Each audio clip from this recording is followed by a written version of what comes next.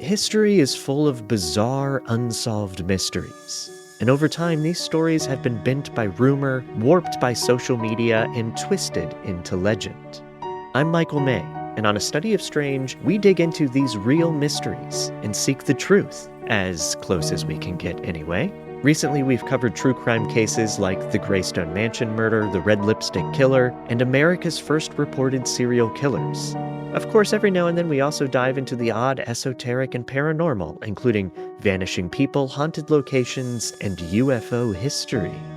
So if you like your mysteries historical, or if you love a good debunking every now and then, search A Study of Strange wherever you listen to podcasts.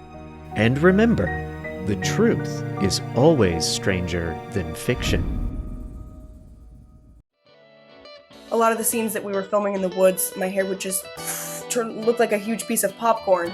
And so they had to have a hair straightener with this long extension in the woods trying to flatten it down. Welcome to Story and Craft. Now, here's your host, Mark Preston. Okay, here we go. Back again, another episode of Story and Craft. Doggone it, I'm glad you're back here for it. Welcome. If this is your first time stopping by to check out an episode, hey, welcome. You're going to enjoy today. Got a great chat sitting down with the very talented young actor Sofia Rosinsky on the new show on Peacock called The Miniature Wife, also Hulu's Death and Other Details with the great Mandy Patinkin. Had a great conversation. She has an encyclopedic knowledge of film. It is truly impressive. I mean, for a 19-year-old, she's impressive all around. She's already producing projects. Great to sit down with someone who is talented and someone you just know you're going to see a lot more of. We talked about a lot. She's got a great story, and I just really enjoyed the chat, as I'm sure you will as well. Do me a favor if you would, grab your podcast app, make sure to follow the show, get notified every time a new episode comes out. Make sure to like the show, make sure to leave a comment. It is appreciated. All the information you could possibly want to know about Story and Craft, as well as how to sign up for the newsletter, just go to storyandcraftpod.com. It's that simple. Past guests, past episodes, it's all right there. Okay, so let's jump right into it. Today is Sofia Rosinsky Day, right here on Story and Craft. So where are you at today? Yeah, I'm in California, the central coast of California. I was just looking up. I don't do a whole lot of research, but I do, just kind of find out little nuggets if I can here or there. And I saw you got a birthday coming up and you're no longer going to be a teenager here soon. Oh, don't remind me. No, that's a big thing. Now, you're almost exactly 6 months older than my youngest. And it's kind of weird. I used to say I got 3 teenagers. Now I can't say that anymore. So it's so weird. Yeah, my sister is 22 and our parents still call her a teenager. It's right about lunchtime for you, right? Did you do anything cool for lunch? Yeah, I was working on homework and just kind of gave it a pause, ate some leftovers from last night. My parents are both really great cooks, so we were eating everything that they had made yesterday. Really? No kidding. Now, I did see that you're part of my tribe, part of the Ukrainian Jewish lineage. I have to ask, though, do you know where your family's from in Ukraine? Yes. So my grandmother was from Zhytomyr, and then my grandfather's family was in Kiev. So then when Operation Barbarossa happened, then they all moved to Russia, and then raised my father in Estonia, so kind of split between St. Petersburg, Leningrad and Estonia. Oh, so you're first generation here. So yeah, I'm the first Rosinsky born on American soil. Where's your mother's family from? They're from everywhere, all over. My great grandma on my mom's side used to say, "We's a Heinz 57," because they just have so much stuff going on. My grandpa's side of the family had a lot of, there's Spanish and Basque. And then my mom, my grandma was, she was French, Irish, Italian. There was Creole there all mixed in, French Canadian. Her family was kicked out of France. Yeah, I lived 20 years in New Orleans, and a lot of the folks, they got booted out of Canada, so they came down to the Acadian deportation. That your family as well? No. I'm from Dallas originally, but I lived 20 years, and my ex-wife's from New Orleans, so that's where my kids grew up. And no, actually, it's funny because I did a 23andMe. I talked about this on a previous episode, so if you're listening, you're like, oh my God, I've heard this story already. Here we go again. But basically, I found out that half the family's Jewish, Israel and Ukraine. And the other part, I found I'm literally straight up and down one full quarter Scottish, even can track my family back to having a castle, and they were knighted and all that stuff. So I'm like, hey, I thought my family got here in 1907. And I found out actually on the other side, they actually financed one of the financiers of the Mayflower. So it's kind of cool being a mutt. I think having a lot of different things going on. You said you're doing homework. Are you going to college right now, or? Yeah, I'm a student at Berklee College of Music online. So is my older sister Alexis. So we're both at Berklee, and yeah, we've been really enjoying it so far. It's nice how that it's portable. We can do it remotely, so that's been a great help. There's a young lady who went to school with my my oldest daughter who did the same thing. She just graduated, I think, last year. Now she's kind of a music manager consultant person in New Orleans. So, but apparently she loved the program and she thought it was really cool. I didn't know Berklee had that online, but apparently it's a great program. Yeah, it's nice because again, yeah, you can do it from anywhere. Most of the time, it's asynchronous. And you can still attend like live classes, but just, over Zoom. I'm sure the in-person experience is really different, but so far it has been good online. Now, is this like a music theory thing you're into? Are you actually playing instruments right now? Or tell me a little bit about that. Yeah, I had a bigger focus on guitar performance when I first entered the school. I was taking a lot of guitar classes and scales and everything, learning. Then as shooting and stuff started, I wasn't able to give it the same amount of time. So I kind of switched into some more purely online, non-performance based courses. So everything from like music video editing, just kind of brushing up on that. And some of it, some theory classes, several are required. And right now I'm in a music marketing class. Do you find any kind of pull in one direction or the other? Like, are you looking at this and going, music, it's your main jam, and then or do you kind of go back and forth between this and acting and producing and whatnot? For me, it's like all day, every day for us. My sister and I, we have a production company together. So all day, every day, it's movies, scripts, writing, all of these, in the film industry. So kind of I think if I thought that music might be kind of like a nice thing to add in for a little bit of balance. Mm-hmm. And it really connects with everything that we're writing and stuff. So yeah, I've always had an interest, and ever since I was little, I was playing strings. My dad was a professional musician. And so yeah, it just kind of felt like a natural step to take, but without having to make it maybe my profession. What kind of stuff did your dad do? Like performance, or was he like a studio musician, or did he tour? What was his background, or is his background? He was he's retired now, but he was a studio musician. He played in orchestras, first chair violin. Yeah, violinist. Sorry, forgot to mention. He played a lot for films like Harry Potter. He did The Simpsons, Pirates of the. I never know if it's Caribbean or Caribbean, so I always think it's really that. Whatever you want to call it, Caribbean, okay. Whatever feels good for you. Okay, great. Well, Caribbean then we'll say. So he played a lot for film and also concerts and stuff like Barbra Streisand, and a lot of film scores and concerts. So he just kind of had a long career ever since he was a little kid in the Soviet Union. I got a question. Like you said, your parents cook. And one of the things that when my family, my grandmother, it's kind of funny. She was a wonderful cook, but she talked about back in the 40s when she married my grandfather, she didn't really know how to cook. And so her cooking kind of emanated from the Ukrainian side, which was my great grandparents. But the only dish that seems to have come down the line, there's no recipes at all except for spinach borscht. That's literally the only thing I ever had growing up. But because I always talk food on my show at least once, and I got to know what it is that your dad makes that's Russian that you're like, it's your jam. What would that be?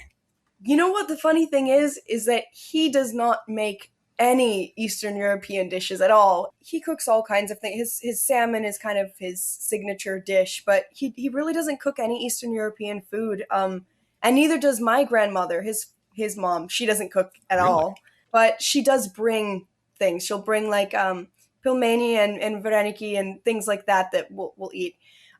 It's mainly my mom who tries to make some dishes that maybe remind them of when they were younger, back over there.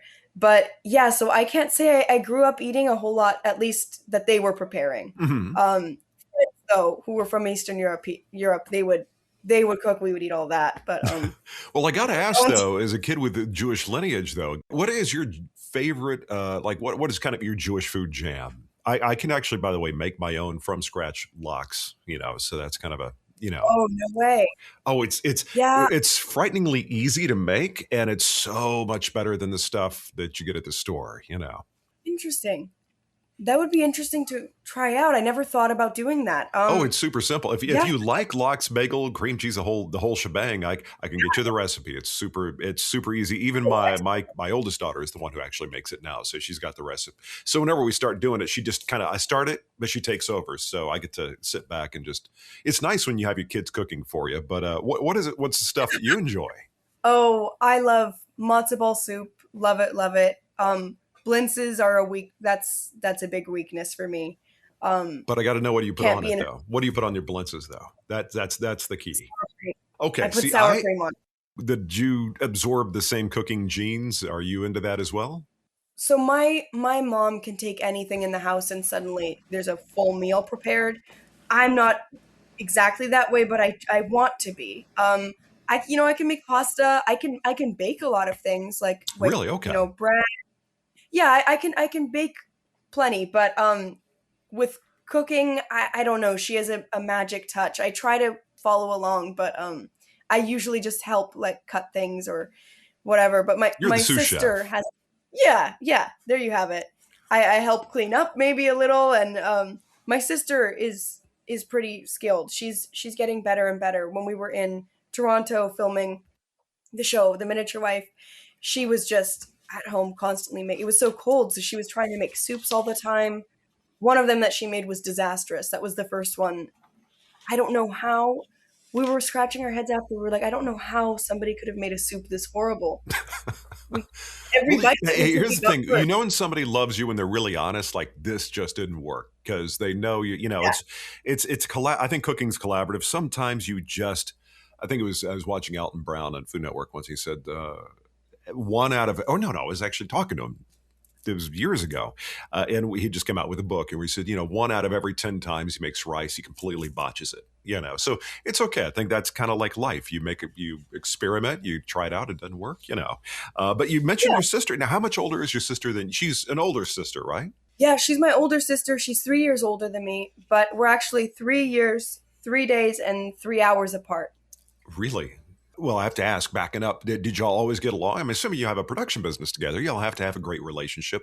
Has it always been like that? Or did you, when you were much younger, was there friction? When I was really little, I was kind of a pugilistic little kid. And so That's a diplomatic way to say you were a pugilistic little kid. So is that a nice way of saying you're a little bully? Yeah, I was kind of a little rat. And so we didn't get along super well when I was really little, that is.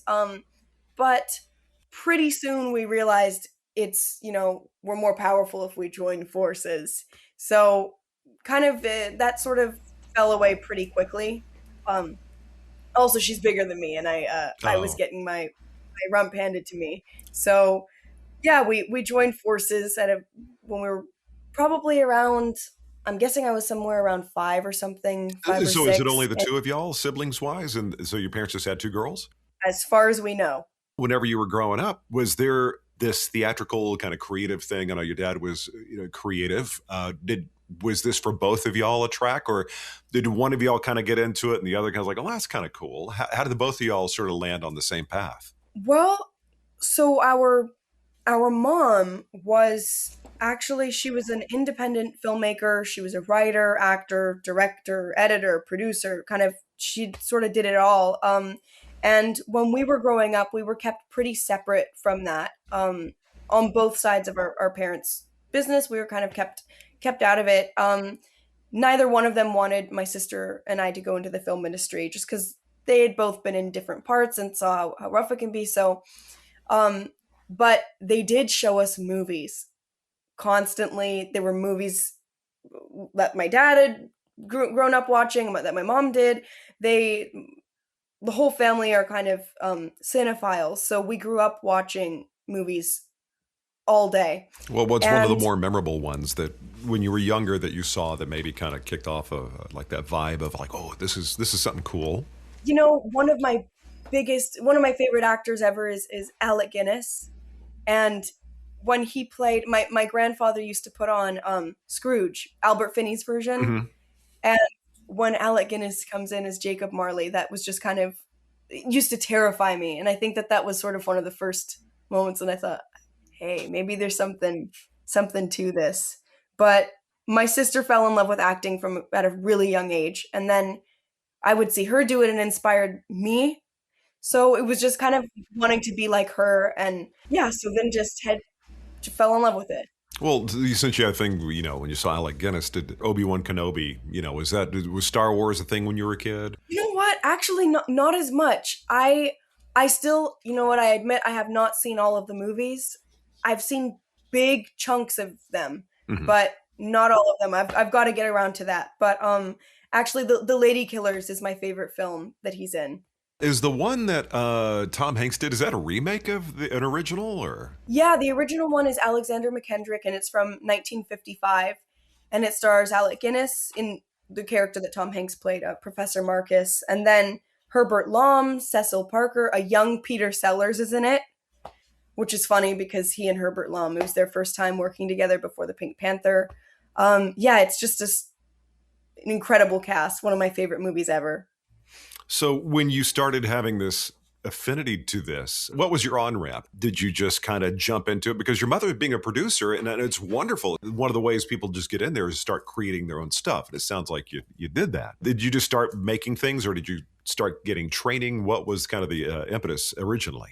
I think my parents saw that we were constantly spinning stories with each other and, you know, playing together like this. And so they thought, oh, well, you know, let's send them to this it was just a little acting camp. We, you know, roast some marshmallows, get some fresh air, and do a skit or two. So it's like they were camp. Yeah, exactly. Over actually El Capitan Canyon. So it's like, yeah, it's nice environment. So it was like a day camp or something you went to every day at, you know, like some community center or something. But this legitimately, you're going sleep away, doing the thing. Okay, cool. Oh, yeah. So they sent us to that, and that bit them. That bit them on the rump because they didn't realize that there were actual casting directors there. And once we got on a stage, then we were like, you're going to have to drag us off of it. So then they realized that we really wanted to do it and we're not going to shut up about it. We had just actually moved out of LA. So perfect timing. Now we're 3 hours away from where we need to be to do all this. But so they let us do it and they supported us. Yeah. How old were you when y'all moved away from LA? So we were originally from Venice Beach, and we moved back, in maybe 2011, 2012, but our lives were still in LA. So we were kind of back and forth between the Central Coast, Northern California, which is where my mom's side of the family lived. So we would see our grandparents, and then back down to LA where my dad's dad lived. So we were constantly back and forth up and down the state.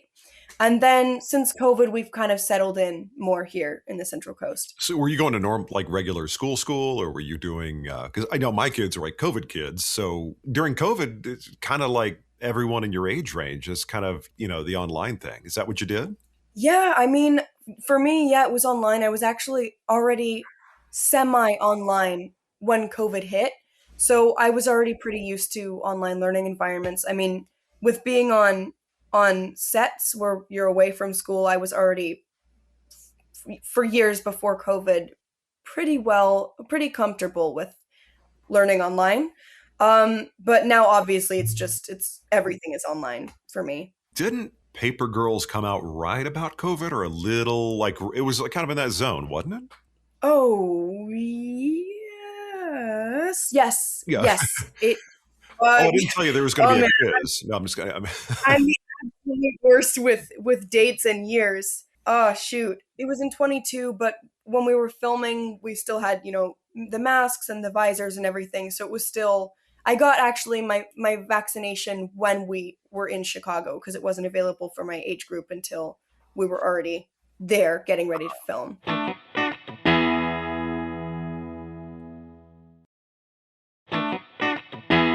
How did Paper Girls come to you? Because that was a little different of a vibe of a show. It didn't go the direction I thought it originally was. I was like, okay, it's going to be a story about young girls who deliver newspapers and the mischief they get into, but like, it went a whole other direction. But it was pretty cool. How did that come to you?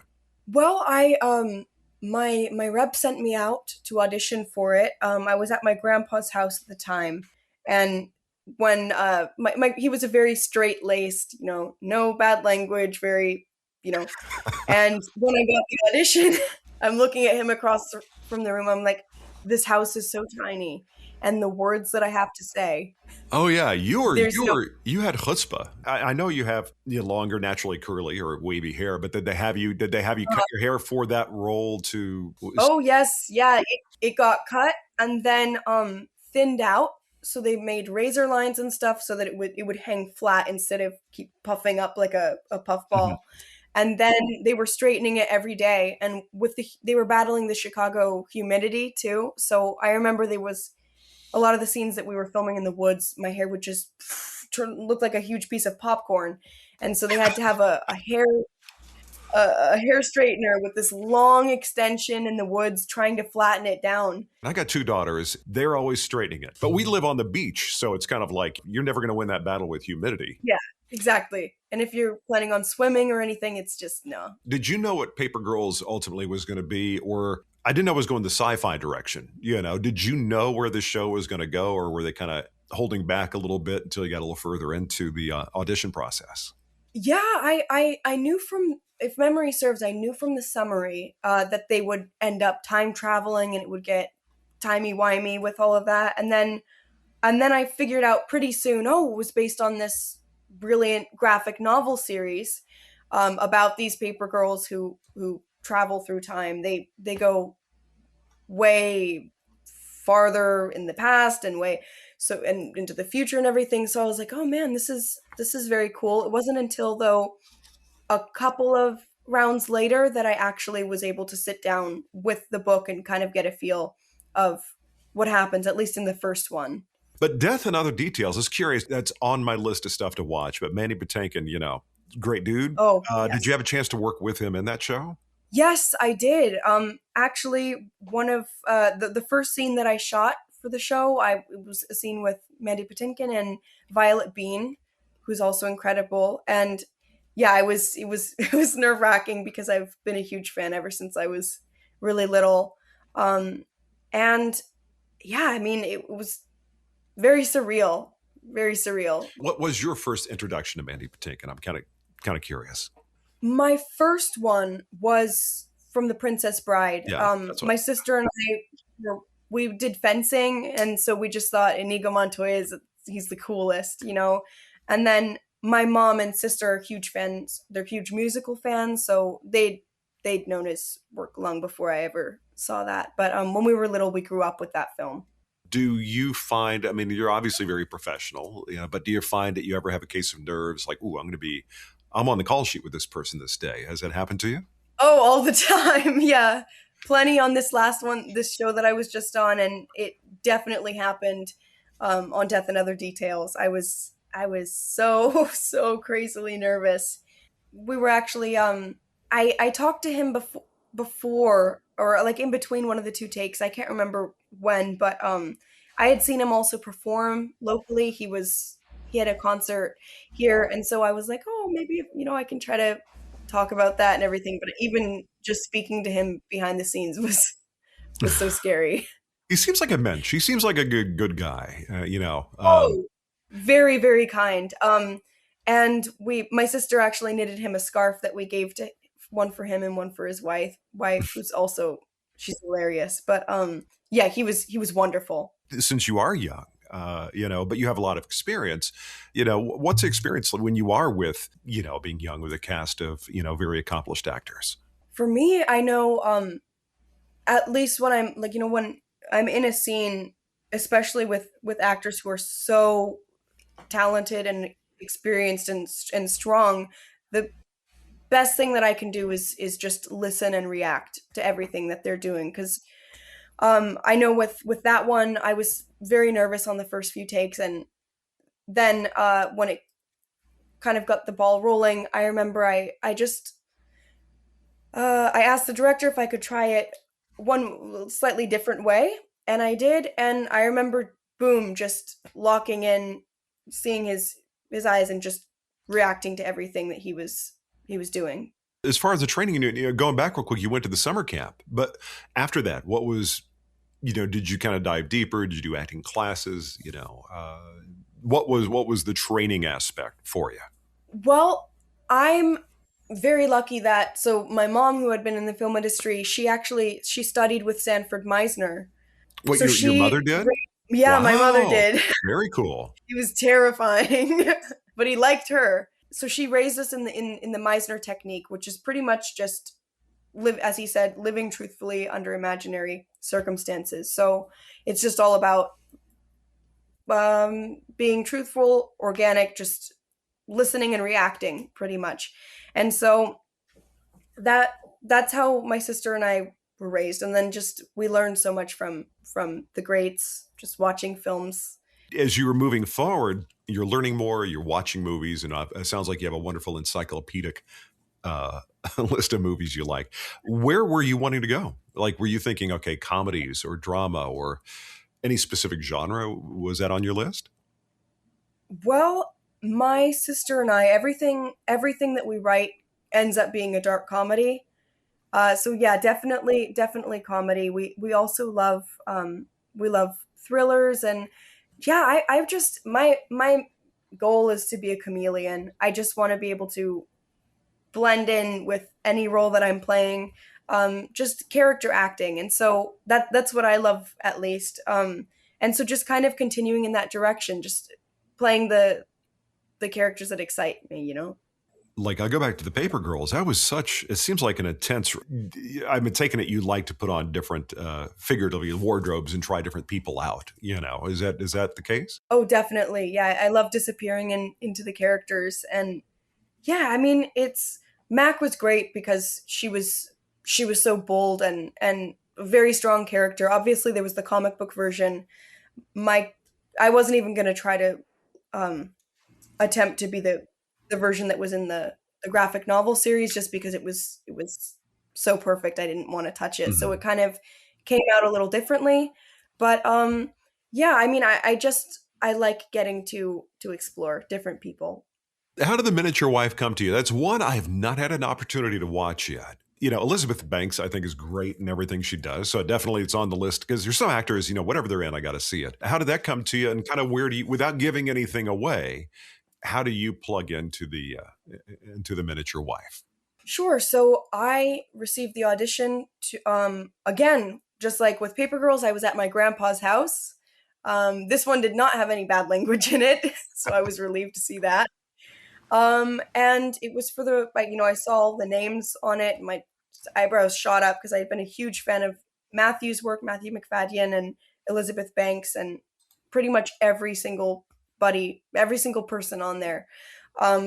So I taped it at my grandpa's house. There was a couple of callback sessions with the casting director, Jeannie Bacharach, who was incredibly kind. And then the final round was a chemistry read with Elizabeth herself. And then about maybe a week later or something, I got the news that I booked it. But I play Elizabeth and Matthew's daughter, Lulu. And pretty much the show is about this couple whose egos have been bumping up against each other for years. The husband is a scientist. The wife is a writer. And it seems as just she's about to leave him, he shrinks her down to 6 inches. Then from there, it's just total warfare. But it was based on a short story by Manuel Gonzalez, also called The Miniature Wife. Very dark, disturbing, very funny story. The first season's wrapped, like all the episodes are out. Am I correct? Yes, all episodes are streaming on Peacock. I don't mean to keep talking about, you're young or whatever. We've been doing it for a while, but I put myself in your shoes. I think when you're on set with people who've been doing it, who, have a body of work, what do you do to kind of quench the nerves or to dispose of the nerves you might have? Like, how do you get into the flow? Because I'm putting myself in your shoes. What's it like for me to be, in a room, with people who have that you're very aware of? How do you do that? I'm still figuring that out. I think the biggest thing is just when the cameras are rolling, just dropping everything, leaving it all at the door, and just really listening and reacting to them in the scene. Behind the scenes, then I'm back to, oh. But yeah, thankfully the nice thing was that in all of the experiences that I've had, I've been really lucky that everybody was very, very generous and kind and open. So I didn't feel they kind of put your nerves at ease. I still have to figure out I know that for me, being on set is actually a lot easier than kind of like the preliminary stuff, like the table reads. Yeah, I've heard that before. I don't know. Are you a big rehearsal fan, or do you kind of like to, know the lines and get in there and just go? I do like table reads. I think it's fun because you can just kind of throw anything at the wall and see what sticks, and it's low stakes. But at least on the Miniature Wife, it was I was really I was just a ball of nerves from at least mainly the ones at the beginning before I kind of got to know everyone. Mm-hmm. But yeah, the first couple of ones are those were nerve-wracking for me, but also equally exciting because you get to you have front row seats to see some of your favorite actors performing with each other.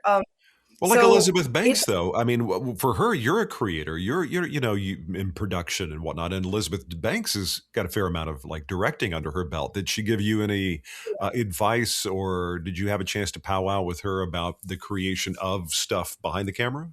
I actually didn't get to have a whole lot of scenes physically with Elizabeth because she was filming on her own soundstage, all of like the miniature stuff. Oh, that's right. So I was mainly on set with Matthew or OT, but from what I did see of getting to work with Elizabeth, we didn't get to talk a whole lot, but I did get to see her kind of at work, both behind the camera and in front of it, that she would just walk in. She knows the technical side of things so well, and also acting, of course, but just seeing her discussing camera angles and what lens to use and everything, that was really cool to get to see her. Directing, is that something on your list, or you just kind of like the production side of things? For me, I'd say that I'm mainly, I don't gravitate towards directing quite as much as, producing or writing. But my sister, on the other hand, Alexis, she writes like crazy. But she's a director as well, and she's actually directing right now our first feature that we're in production on. Very well, congratulations. I'm assuming you're acting in it, right? You know what? We'll see about that. I think that we might have just, it's an anthology feature, so there's 3 vignettes, and I might just have to jump in for one. Well, that'd be fun. Let it be directed by your sister. Now, I got to know, though, outside of making the films, shows, producing, what do you do outside of this? You're still young, and I'm sure you want to do other things besides just working. So what are you up to usually? Oh, well, that's where you're wrong, Mark. Uh-oh. No, I don't know how healthy it is, but this is sort of what we do all day, every day.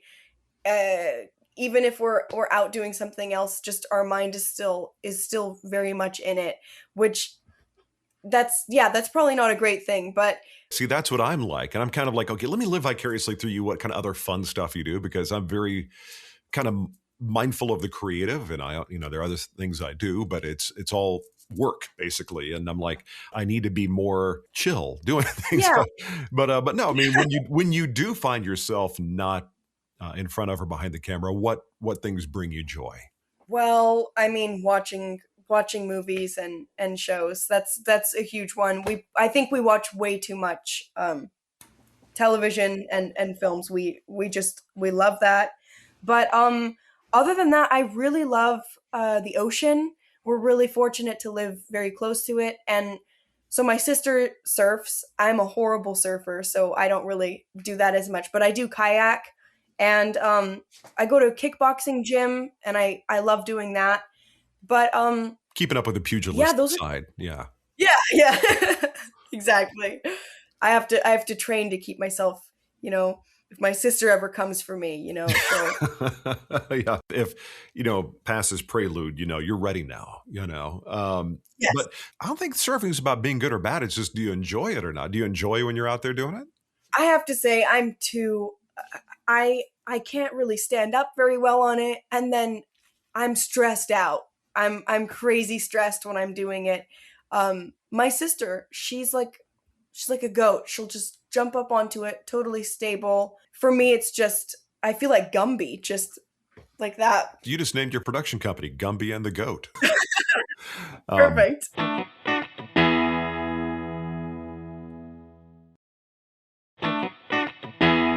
Now, one of the things I like to do, I always, as part of chat, is something I call my 7 questions. It's a little extra fun, and we talked food already, but I got to ask you, what is your favorite comfort food? Great day, it adds to it. Bad day, makes you feel better, kind of thing. Pasta. Is there a specific kind of pasta or a certain preparation that's good for you? I would say probably if as a comfort food, I would probably just pick some pasta with marinara sauce and just keep it simple. There's zen and simplicity. I like that. Now, let's say you're going to sit down with 3 people. Next question. You're going to have an afternoon having coffee. I don't know. Do you like coffee? Are you a coffee or tea person? Or yeah, big hot chocolate fan too. But coffee is nice, and tea now. Well, let's say you're going to enjoy some hot chocolate. You're going to be sitting down all afternoon with 3 people, living or not. Who would those 3 people be you would love to sit down with? Okay, I'm going to say Olivia de Havilland and Jack Warner. I just want to see him going at it. Now, who would the third person be? There'd be 4 of y'all total at the table. Let's bring in Jimmy Stewart to try to mediate. Very good. See, that's I think the zen of a great conversation is not just having a conversation with them, but you get to observe the interaction. Now, I have to say, as far as the old, we'll call them the black and white actors, I was a big Cary Grant and Audrey Hepburn fan. They're my 2 icons of the era, if you will. So, are you a big fan of Hollywood history? Is that something that you enjoy as well? Oh yeah, definitely. Got a lot of that from like my mom's side of the family, especially. My grandfather was, he would have never called it himself one, but he was really a cinephile. He always had a bunch of movies recorded every time we would come to visit, and he would just show us his whole catalog. Really? And we grew up, watching all the movies that he loved. Well, one of the things kind of going forward I wanted to ask you is not part of the 7 questions, but what are you watching now? You say that we spend a lot of time watching film, TV. What is it now that you're like, oh, that's my jam right now. It's my thing. Well, as far as TV, we've been watching a lot of Psych lately. That's like we all go in. It's like, oh, it's Psych time at the end of the day. So we all sit and watch Psych. But films wise, my sister and I, and my mom and dad were huge Lena Wertmuller fans.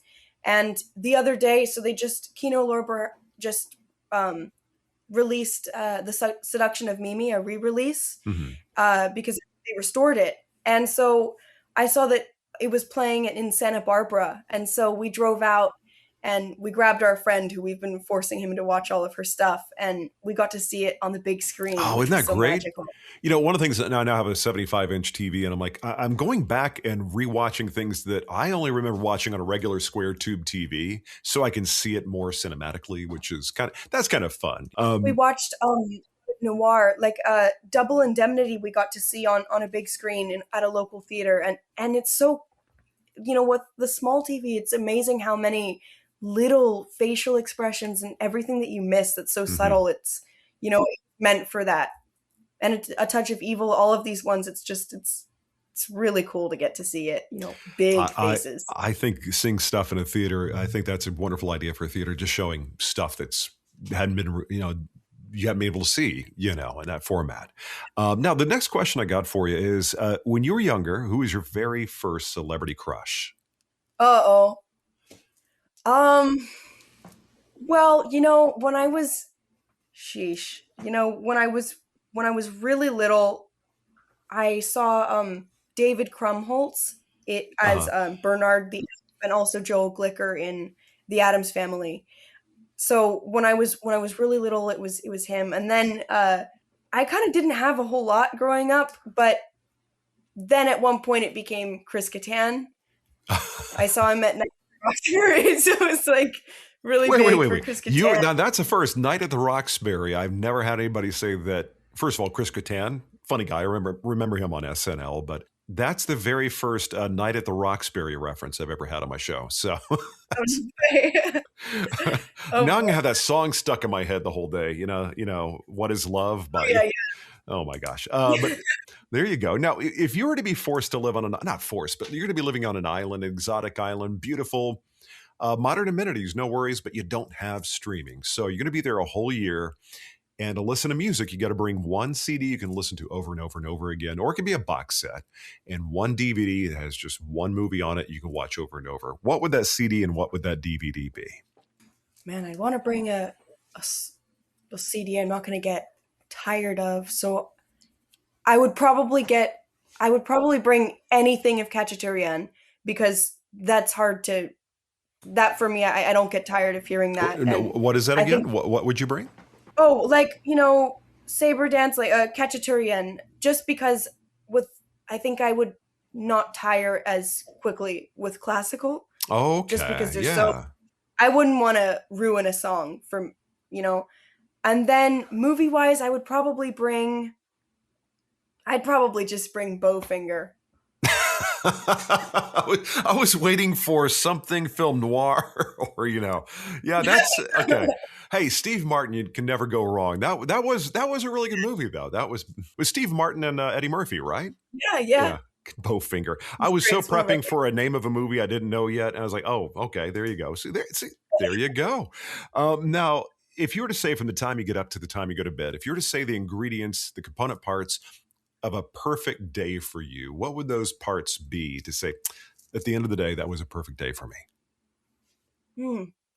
Well, in the morning, my dad he has this this coffee machine that he's had since the 90s, and he makes everybody cappuccino in the morning. So that's kind of our ritual. So probably drinking some of that, waking up. I wake up really, really late in the day, but I don't like to, because I feel like I've missed a lot of it. So ideally rising early without much of a problem with getting up. So get up early-ish, get the cappuccino. Perfect day. Maybe go out, get my kickboxing done with my sister, or play tennis or something. Midday, have a nice big lunch, maybe Mexican food, maybe go kayaking, then hit up a movie on the way back home, get back to the house, eat some of my mom's homemade ice cream, watch Psych, and then go to bed at 8:00. Wow, you're already like a little old lady. Go to bed at 8, having dinner at 6, And the older I get, I find that it's like it kind of sort of makes sense, but it's just I don't like having a heavy dinner right before I go to bed. But it's a different story. But I'm more of a night owl. That's kind of my jam. But very good. I like that. Now, I'll ask a couple of questions. If this was not an option for you, and somebody said, Sophia, acting, producing, this kind of creative thing is just not available to you anymore for whatever reason, what would be a number 2 vocation that would bring you joy, you think? So, and nothing in the film industry, right? No, nothing in the film industry. Let's say that was just not available to you. Ooh. Oh, shoot. You know what? I don't have a plan B. I think that's kind of a good thing. Of all the people I've spoken with, and my grandfather, rest his soul, the wink in his eye out, he always used to say, Mark, you're the most hard-headed person I've ever met, but knowing I'm tenacious, like if I decide that's the thing I'm going to do, not quite sure how, but there's no real fault. Having a fallback is sort of I don't know. It makes common sense, but it's sort of like, well, it's that kind of doing it with no net, I think kind of makes you better, but I don't know. So no plan B. I should have one. I really should have one. Well, let's say something else in the film industry. What else in the film industry if producing or acting wasn't available? If I couldn't produce, write, or act, I would probably go into, gaffing. I'm interested in. That would be definitely something that I want to take another look at. So you like working with your hands, kind of a thing, and crafting and whatnot. Yeah, I would say probably either that or maybe something else on kind of the. I would probably also try to. Yeah, that's difficult. Yeah, maybe gaffing, something that I could still kind of be on my feet. Yeah. So a 9 to 5 in a cubicle would be death for you. That would just not work ever. For me, I don't think it's the thing. I can sit and work on a computer for hours and hours and hours getting a project or something done, but it's not really something that I would choose, I think. Well, tell you what, got one last question. That is, if you were, I usually say, you have the DeLorean, you can go back in time. And I usually say to a time when you're 16 years old, but that wasn't that long ago for you. Let's say you go back to when you're 12 and you got a piece of advice to make that part of your life maybe a little bit better or put yourself on a little different trajectory. What would, if you had a few minutes with 12-year-old Sofia, what would be your piece of advice that you would offer in that moment? Take better care of your knees, man. Were you too pugilistic or? Yeah, I roughhoused a lot and I was pretty rough and tumble and my knees are not great. And so I would probably say maybe calm down a little bit. I'm wondering now, like, how crazy were you with your knees? Because I know I was 15. I think the first time I did something to my knee, I'm like, and doctor said, we can do a small surgery and then you'll be totally fine. Get back to playing football. I'm like, I'm not that good. So I just never got the surgery. I was like, I'm not that good of an athlete, but were these athletic type things that caused the knee issues, or was it just? My mom has bad knees. So I think that was always going to be in the cards for me, that my knees weren't going to be great. But yeah, I mean, just with like running around and jumping and all just kind of crazy stuff. And I should have been more aware and maybe wearing better shoes that were a little bit more supportive. But you're young enough. I mean, technology being what it is, will have a way to make your knees better here sooner than later, I'm sure. I'm curious what you got coming up. Anything, of note that I know you said you're working on. Now you've wrapped in Miniature Wife and whatnot. You're working on something with your sister, but anything else that's scheduled for release anytime soon that you can talk about? Nothing at the moment. No, I'm available for hire. But yeah, right now it's just all these projects that we're writing, and we're in production on one right now. So it's just kind of continuing with that. We're filming the final vignette in this anthology feature. And so, yeah, just kind of now we're still in the thick of that, but also continuing on the other projects that we have and trying to get those up and running. I got to know, one last question. What are your birthday plans? Oh, I don't know. Ideally we'll be in Estonia visiting our grandma. She goes back every summer. And so we're still trying to figure out dates, but ideally the birthday plans, my sister and I, our birthdays are really close, but it would be kind of hopefully an Estonia trip is that. Y'all are 3 months apart, right? 3 days, but 3 years. 3 years, 3 days, 3 hours. That's what it was. Okay. Yes. Well, Sofia, this has been more than a pleasure. You are so fun to watch. I mean, seriously, I remember watching The Paper Girls with my kids thinking, who is this exactly? She's got something going on, but I'm looking forward to checking out The Miniature Wife and all the other great stuff you have coming up. So hopefully I'll have an opportunity to catch up down the line. Yeah, definitely. Thank you, Mark, for having me. Well, there you go, Sofia Rosinsky. That was a fun chat. A lot of energy, part of young Hollywood, but part of that young Hollywood is going to be around for a long time. I heard her knowledge of movies and old Hollywood. We're talking black and white times. Very, very impressive. She probably knows a whole lot more than I do. So a little intimidating to be talking to a movie encyclopedia, but she was a lot of fun. And the new show, again, is The Miniature Wife. It is on Peacock. I'm just getting into Death and Other Details right now on Hulu. Big fan of Mandy Patinkin and really enjoying that as well. And we talked about Paper Girls. It is on Prime Video. Go check it out. Just a very talented actor, and I'm looking forward to seeing what she has coming up down the line. Hey, do me a favor if you would, jump on to your podcast app and follow Story and Craft. Get notified every time a new episode comes out, but make sure to like the show, leave a comment, helps people to find it, and everything you could possibly want to know about the show, past guests, past episodes, sign up for the newsletter. It is all at storyandcraftpod.com.